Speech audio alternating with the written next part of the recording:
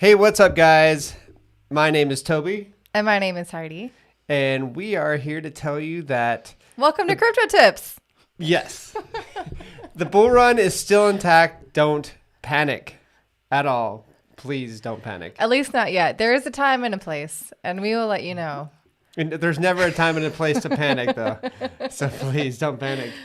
It is really good to see Celsius finally coming up. Celsius. Sorry, what was that? Cody, COTI. So that's done really well. It's one of the top performers for the day. I remember that one from a long time ago doing trade. Yes. Our trade alert yesterday with, what was it? Ramp. Yeah, Ramp. It went off the ramp, went up 40% when it got listed on Binance, then smack down. So I am still holding that. I'm still holding that. I actually doubled down around here, so I'm expecting that to do well in the future. So I'm not worried a bit. Yeah. So anyway, hi everyone. Welcome to today's live stream. Josh Atkinson and Dave D's always bringing in the humor.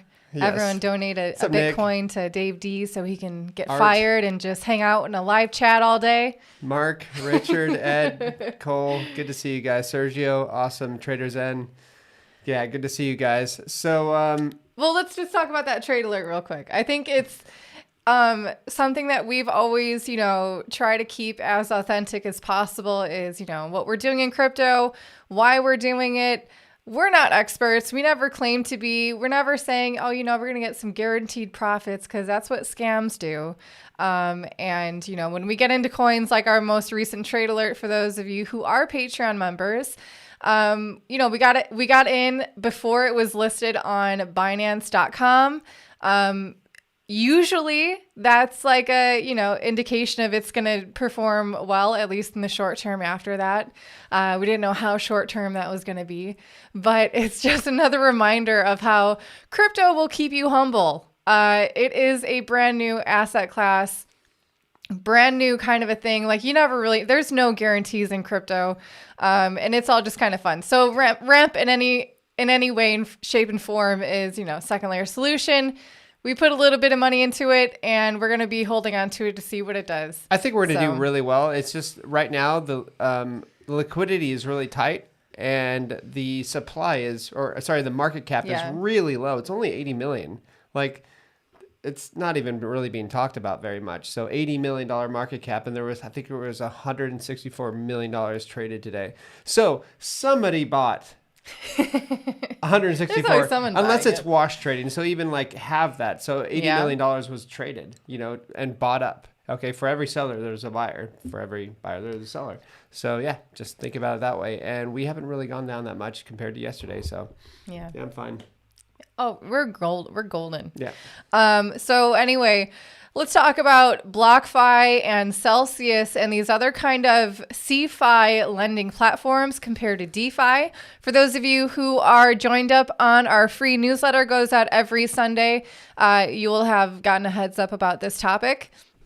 For those of you who haven't signed up yet, there's a link down below in the video description. And if you like what you see, please subscribe. Yes. Yes. Thank you. Yes. We never do that. But if you guys have been tuning in, you've seen these videos, but you're not subscribed yet, please subscribe. It helps our channel a lot, and you'll get more information right at your fingertips. And you'll definitely be helped because a lot of our Patreon members have been up, oh my gosh, hundreds and hundreds and hundreds of percent. So we've done really well in our portfolio. I mean, there's not a hedge fund in the world that can come even close to what we have done. So pat yourself on the back.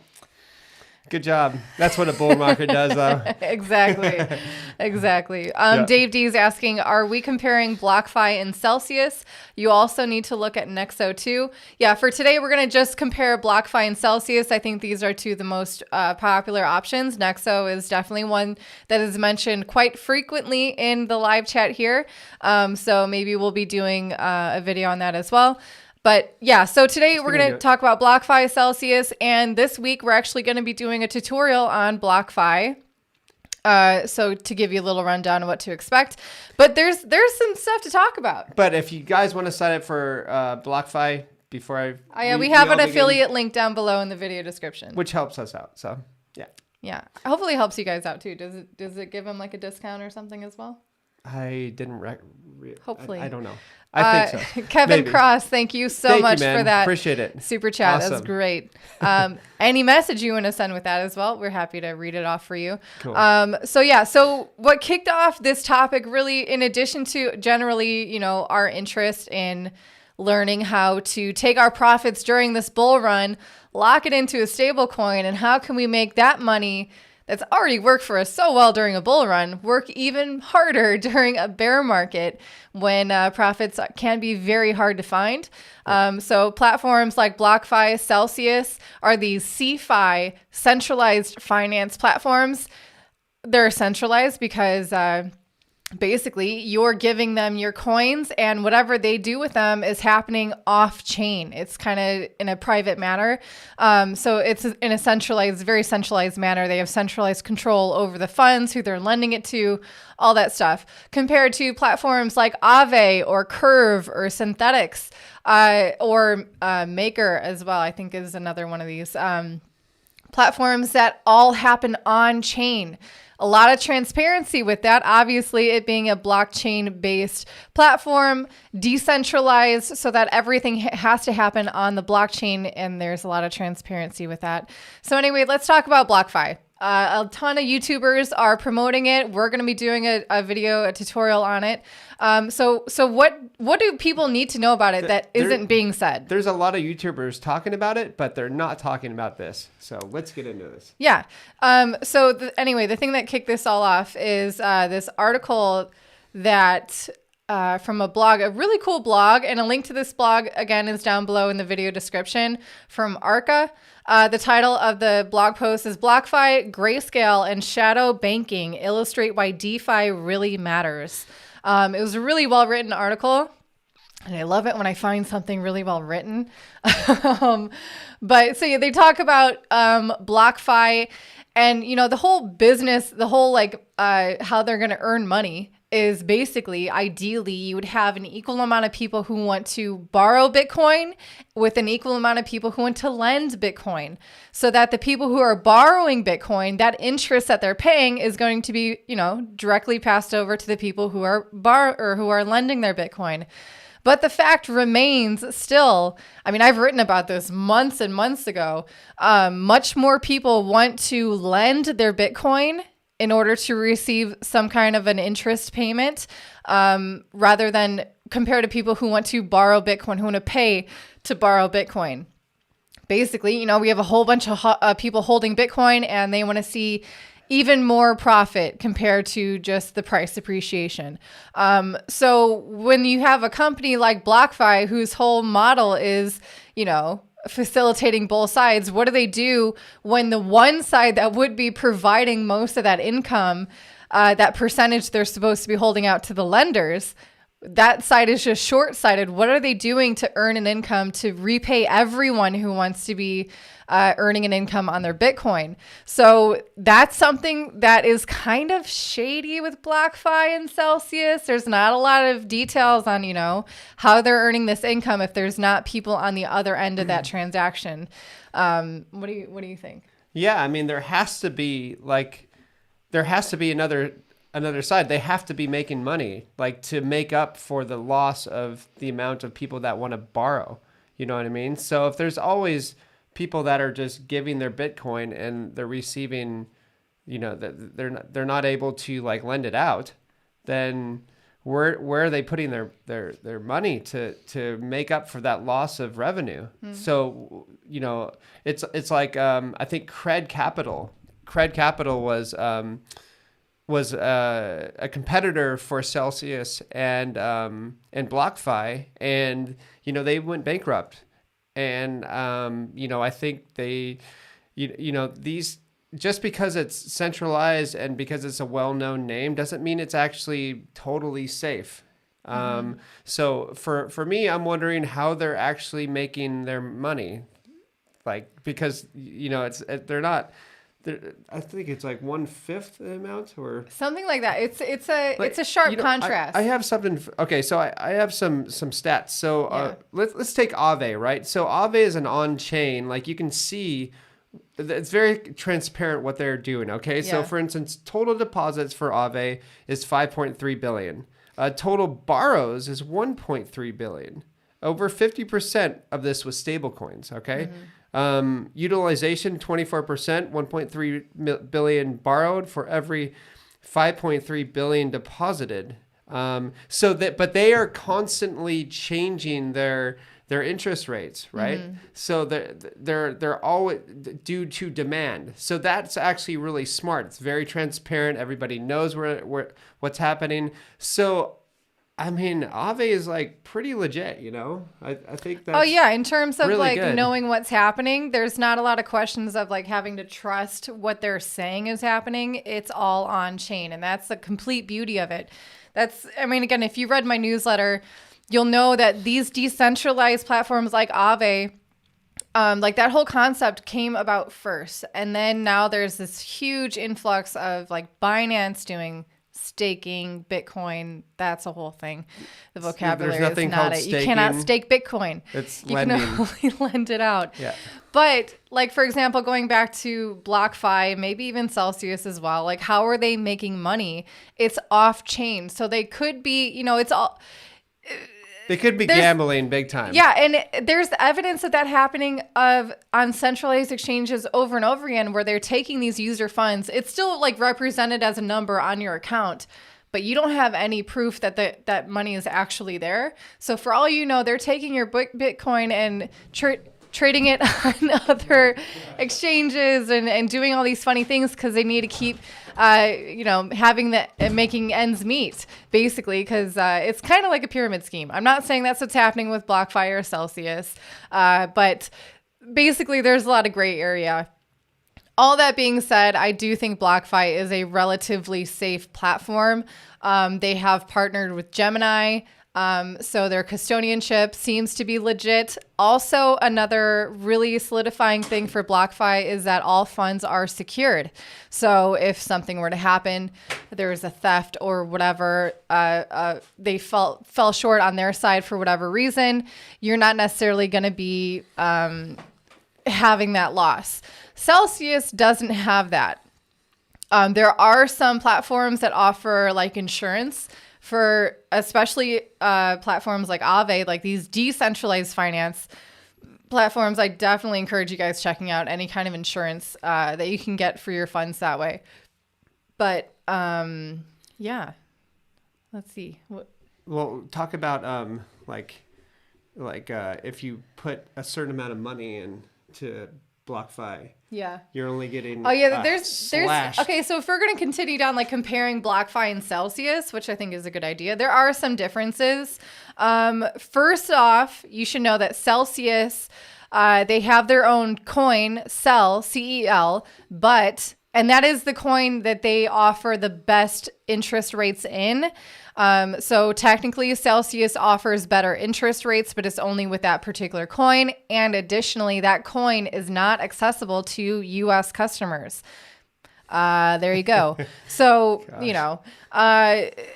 there's also some kind of differences with BlockFi in that, again, if you want to lend out a whole bunch of Bitcoin, after a certain point, your interest rate will drop. If so they're kind of like, I don't know why they would be not encouraging people to, lend a lot of Bitcoin for whatever reason. If you're a whale, maybe BlockFi isn't for you. Also with BlockFi, they do have compounding interest, but that interest is paid out once a month. Whereas with Celsius, it's paid out weekly. Additionally, with BlockFi, I think you can only make 2 withdrawals per month. And anything on top of that, I think there's a fee if it's possible. I'm not sure if it's impossible to do more than 2 a month. Also with Celsius, what was it? It's something that basically the only differences between BlockFi and Celsius are found on the lending side, which is interesting because that's where, again, all this attention is. That's where most of our customers are coming from. But when you look on the lending side, they're very comparable with, the lending rates and with the requirements. They both require you can only take out a loan based on 50% of your collateral. So basically, you have to put up twice as much as what you're able to get a loan out for. Maybe that's why people aren't taking out loans, because of that huge differential. Of course, that price difference is accounting for if you as a lender can't pay it back, it protects the borrower and such. Also with Celsius, you can choose if you're lending your Bitcoin, you can choose if you're lending it to kind of like on a small scale personal loan, or you can lend it to like the big, more secured people who are borrowing Bitcoin, or whoever is borrowing Bitcoin. It seems like no one's borrowing Bitcoin. I wouldn't put everything on one exchange. So no. For instance, we're searching right now for about 3 or 4 different places to put our profits into, to loan out. So, we're just trying to figure this out right now. I mean, like I know Curve has, I think right now is like 22%. Gosh, that's crazy. Mm-hmm. But that's not going to last. This stuff is all volatile. These rates will change in an instant. So don't set your hopes on like, oh, this is going to provide like whatever percent and that's it. No, it's like variable, it's all over the place. And so, but the more the space grows, there's going to be more and more different platforms that are going to come about that are going to be probably a little more transparent as well. Hopefully. Even if it's CeFi, there will be more transparency because people in this space, if people demand it. I think, yeah. So what I was going to say, people in this space are a lot smarter than the average person with money. When they're not blinded by greed. Sure. But for the most part, and the people that make money in this space are the ones that understand this space, which means they're a lot, probably more well-informed about finances than most people. So with that said, they're not going to be able to fool you guys. You know what I mean? And they're not going to be able to fool me, because we're going to catch that right away. We're going to make a video on it and we're going to warn people. And then we're going to give credit where credit is due. So yeah. But that's also something like you're talking about, or people were maybe mentioning, there was an interview with Alex Mashinsky. I've also interviewed Alex Mashinsky back in 2017 when they were doing the ICO for Celsius. He explained it all. But what this article, again, this blog post, you can find a link down below in the video description. It was really well written. And one thing that they pointed out is like comparing BlockFi and maybe even Celsius to these kind of secretive hedge funds, or just hedge funds in general, because basically they're going to need to do something to generate the income to pay the people who are lending their Bitcoin that interest rate that they're expecting to get. So compared, like, what you can get away with, basically this article is saying what you can get away with in the crypto space versus in the traditional markets or traditional hedge funds is miles apart, because most people who are interacting with hedge funds or investing in hedge funds, they have a meeting with their risk assessment team. They meet all the people who are investing their coins. They learn their strategies. They know exactly all the details of what they're doing. Versus with BlockFi, you don't talk to anyone. And you got 10 billion. You don't know anything. And like they're saying, oh yeah, Alex Mashinsky said like, they're lending to institutions. That's great. But there's no way to prove that. It's not on the blockchain. And that's the fact. It involves trust. And that is the huge difference between CeFi and DeFi. Wait, okay. And really quickly, go over the part where the guy'd rather speak on YouTube. Oh, yeah. That's another thing. They were like, oh, see, I read this like 3 days ago, but there was something like they were being really opaque about, I think, how they were generating income, or they were avoiding certain questions in type, like on their website or like whatever. Like they wouldn't type it out. They wouldn't have that kind of provable thing that they said it, but because people won't read it. Yeah, that's what his excuse was. He was saying it wasn't marketable. People aren't interested in reading it, but he went on and on podcasts. Let me see if I can find it in here, because it's not the same as if they don't know what I'm saying. Here, you start talking about something and I'll find it. Well, I'm pretty curious on that too, because I mean, why wouldn't somebody that's heading BlockFi just come out and go, hey, these are the risks. This is what you need to know. And I mean, it's just just being transparent out the door, you know what I mean? So especially for their initial shareholders, this is good as well because people are going to gain trust. So I'm not saying that BlockFi is a bad thing, it's just something to be aware of. Don't put blind trust in this place because, that's just foolish. So you never know what's going to happen to this company. So, yeah. So basically I found it. Go. What they're saying is, there's this news coming out about BlockFi, like they went public and they raised $350 million. And so now because of that, they are a profitable company when in reality, they should have been profitable at the get-go just from their very basic, simple, business strategy, right? Business model. But, what he's saying here is that, I'm just going to read it. Naturally, some competitors are now trying to knock BlockFi down with smear campaigns, and BlockFi itself had to go on the PR offensive by speaking on a variety of podcasts, often hosted by their own investors, to defend their practices. In fact, in a recent episode, CEO Zach Prince even said, "I don't want to reveal all of our risk management secrets because this is a competitive industry." He also said they don't put any of these risks on the website itself because no one wants to read that. I mean, come on, man. That is not good practice. Puts a bad taste in my mouth. Maybe regretted saying that the second he said it. I don't know. And instead, so no one wants to read that, and instead offer transparency through podcasts and other mediums. This would be the equivalent of a food company not putting FDA-enforced sugar, fat, and sodium details on the actual package where people make buying decisions, exactly like on BlockFi's actual website when people are in the middle of putting their money on that platform. The best place to give them the risks is on that platform, and instead talk about their ingredients 3 months later at a Tupperware party. Sounds a lot like a private hedge fund than a bank paying safe, stable interest to depositors. So, I mean, I'm sure it's fine. Who knows? There's no guarantees in crypto, but I mean, it could be better, basically. And it's going to take us as users and, people in this crypto space to be on it, to be on the ball. Because really, we're always preaching how we're early adopters. There's a little bit of responsibility in that as well. Like we're kind of shaping what's going to be developed in this space by what we're paying attention to, what we're willing to put our money towards. Free market being what it is in this crypto space. What are you encouraging? What are you demanding to be better? And what are you letting slip to the wayside and kind of become what has already been with like traditional finance? Like, are we really going to slip back to the same old thing? Or are you going to demand transparency and honesty and immutability? Maybe people have questions. Okay. Here, I'll do this for the background. So with that said, kind of another note on non-transparency, Powell just came out today and he said, cryptocurrencies really are not really useful store of value.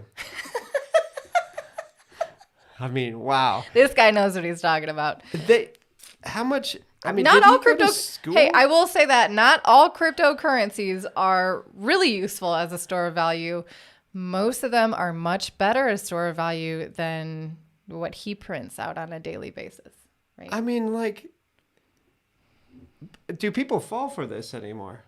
It's unbelievable. When I see stuff like this, I'm like, I mean, come on.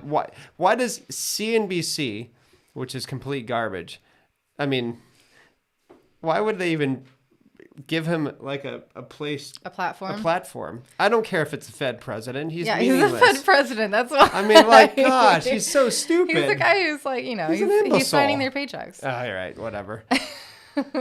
But whatever. That's you're gonna see a lot of, like, I think Heidi also posted today that people are always asking me, hey, when's the top of the bull run?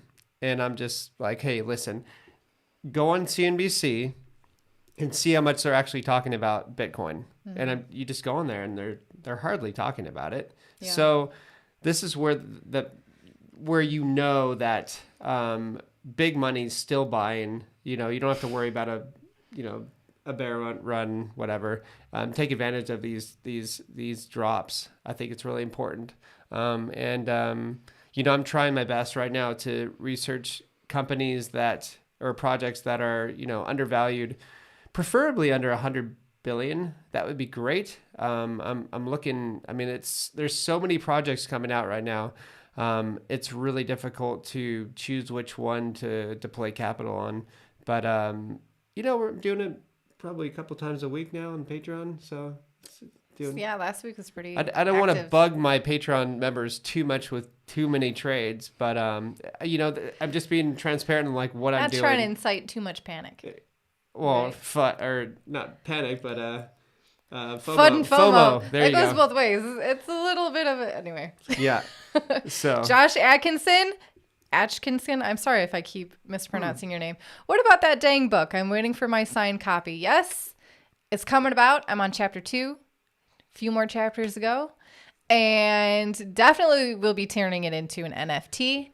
Definitely will be doing an audiobook. And thinking about maybe, making those like a limited edition kind of thing. So anyway. Duncan, Idaho, says, would you guys hold Cardano through the bear market? I will hold some, but just being open, I'm going to sell most of my Cardano. I get it. And I'm just going to sell most of my Cardano because, I think that it's going to be pretty volatile. But in the meantime, I'm going to hold. So I'm keeping it in there. So I'll let everybody know when I'm getting out. So yeah, that's pretty much what I'm going to do. Wow, we got spammed a ton. I know, that was crazy. Goodness gracious. Some guy was panicking at the comments. Great questions for you guys. Gosh, what was it? What a jerk. Celsius Network seems more reliable. Yeah. It seems definitely more reliable and more transparent, but it's not insured. We shall see because, only time can tell, right? Yeah. Like for instance, like Tether, I know it's weird bringing up Tether, but there's been so much FUD for so freaking long about Tether. And it's still like one of the number one traded stable coins out there. So, and held as well. So, good question from Nikki. Top 3 altcoins that you would hold through the bear market. Yeah. So probably going to hold definitely Ethereum. I'm holding, like, if I have to go down the ship, I'm going to go down the ship, but I really have a lot of faith in Ethereum. Cardano, I will hold a little bit, and I'm possibly DOT. I really think DOT has a giant future, especially for I think it's going to make it through 2025. And I think that's when the next bull run's going to be. And for those of you who feel like you really missed the boat, 2025 is going to be incredible. You're gonna say something like, too bad. No, definitely not. This is going to change a lot of people's lives, especially if you stick with this space like Heidi and I have, So it's taken, a couple bull runs for us to really, solidify our lifestyle where we want to be. And, this is going to happen for other people as well, especially for those that stick with it even during a bull run or a bear market, guys. You gotta learn to love a bear market. I know it sounds painful and I don't want to do that, but it's really important to do that because that's the time to accumulate. When people aren't talking about anything, that's when you want to start buying, and sometimes, you'll buy a coin and you won't be able to even see a great profit on it for years to come. Even if it's like an ICO, I remember buying Filecoin back in 2016, and it's taken 3 years for me to actually see it. You know what I mean? Because it hadn't popped up wasn't available. Yeah. So, you have to be that patient, because if you're thinking like a regular stock market, a bull run can last for about 10 years or whatever. And then then you go into a little dip, and then you come out of it or whatever. But with crypto, it's different because you do have the stock to flow ratio I think it's pretty legit, and I think that really works with Bitcoin, and Bitcoin kind of rises all boats. So, yeah. Bitcoin FTW for the win, like your name. Crypto tips. What's your opinion on pump and dumps? Well, you never know until they start dumping, right? But really, we saw that today. I mean, the basic, if you're curious about what a coin's going to do, like just really surface level research to do on a new coin you're thinking about checking out, see if they have a GitHub. That's a really good indication. And just see what kind of activity is happening on that. Anything at all. Are they just updating the README file? Is it vaporware? Probably going to be a pump and dump. Is it popular words? Like, what do you call it? Yeah, like clickbaity words. Yeah. Like, are they just doing an SEO kind of coin? Yeah. But they exist, and they have existed for quite some time, and they are fueled by these paid Telegram groups. People buy up all these coins, and then they tell all their followers to buy, and then those followers, are buying their bags or selling onto them. It's really a shame.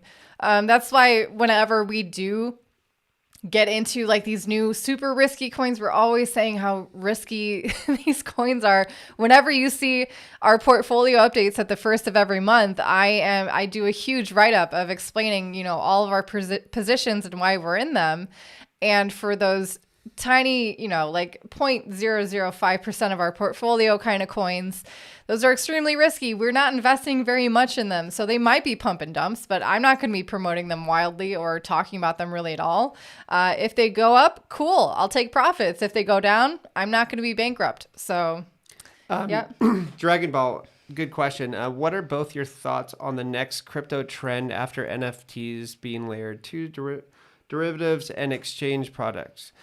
So I think what's going to happen is you're going to see many different things happening. First of all, you're going to see titles of land titles being used on the blockchain. That's just normal. That's just going to be the norm. Okay. Mm-hmm. Then you have marriage. You're going to have all these things that you need documentation for, whether it's car registrations, everything is going to be on the blockchain. I see that as that's what's going to be happening. You're going to have medical records on the blockchain, everything on the blockchain, everything is going to happen on that. So, and I think Ethereum is going to be the backbone of that. So that's going to be the oil that lubricates the entire system. So yeah, it's going to be really interesting to see what happens. And, NFT is cool. That could be really great as well. I could see people like, I know Star Citizen is like a huge game out there. It's being made. It's going to take like another 20 years to make or whatever. And, they're building, stars and galaxies and they're selling real estate on that. So NFTs could morph into that stuff. So, I mean, just use your imagination. These guys that are behind NFTs are really smart, intelligent, and they understand where we could be going on this. So I think it's got a long way. I think it's bigger than CryptoKitties back in 2017, 18. I think this is going to be a much more lucrative and longer lasting thing. And, if you apply the Lindy effect to this, which means the longer something lasts, the longer it's probably going to last, then, let's see what happens with that. I think it's going to be really exciting to see what happens on the blockchain. And the amount of transparency is going to be huge. I think governments might be kind of freaked out about this, because if they do have an open source blockchain or, open blockchain, not a closed blockchain like, the central banks have or whatever that they're considering for the CBDCs, like the central bank digital currencies. I think it could be pretty disruptive. It's definitely going to be disruptive, and I'm really excited to see this. That's my favorite word in this whole space. Yes. Being disruptive and disobedient. One Stoned Hobo, everyone, is in the live chat. Oh, by the way, for those One of Stoned you Hobo who enjoyed that video with Toby. Yeah, so Hugo. So this is going to be a new change for our YouTube channel. I should tell all of you guys now. I'm really excited.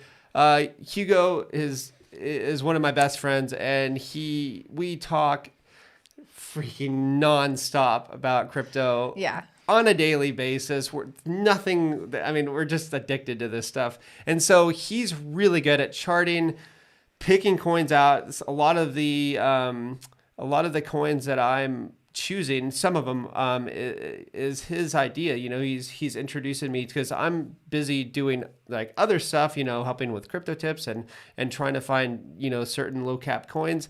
He, on the other hand, is doing that as well. So it's going to be a really good addition to this channel, I think. And he's thinking of coming on once a week, especially when we are traveling or whatever. Then he can fill the gaps and stuff. So I think it's going to be really good. He's an incredibly smart person. He's been in this space for a very long time. I think this is his third bull run. He knows how to mine. I think he brings a different perspective as well. Yeah. But anyway, I love personally editing those videos of Toby and him. You should They're see hilarious. Some of I'm probably going to be doing some like outtakes or something from them because it just cracks me up. But anyway, anyway, for you guys as the viewers, if you want to see more of Hugo, hit a like on this video, hit a like on the video recently posted this past week with Hugo in it. And so we can know that for sure, like that's where we're going to be going. I'm pretty sure it's going to happen anyways. Lots of friendly, welcoming comments for Hugo. So that was amazing to see. You guys are so cool. But yeah, so that's going to wrap it up for today's live stream. Thank you everyone for participating and giving us some really great questions for really great content for everyone. We appreciate you guys. And this is your first time seeing Crypto Tips. Maybe you've seen a few of our videos and you haven't subscribed yet. I encourage you to hit that subscribe button with the bell notification ding, ding, ding, turned on so you can get notified when we put videos out. Yep. Awesome. Anyway, thank you everyone. And if you'd like, we're going to do the video on Celsius or BlockFi pretty soon. Yeah. So if you do want to sign up, please use our code affiliate below. link. Yeah. All right. Bye, guys. Bye. Wait, stay happy and healthy. And stay very disobedient, please. Okay. Okay, bye. Bye-bye.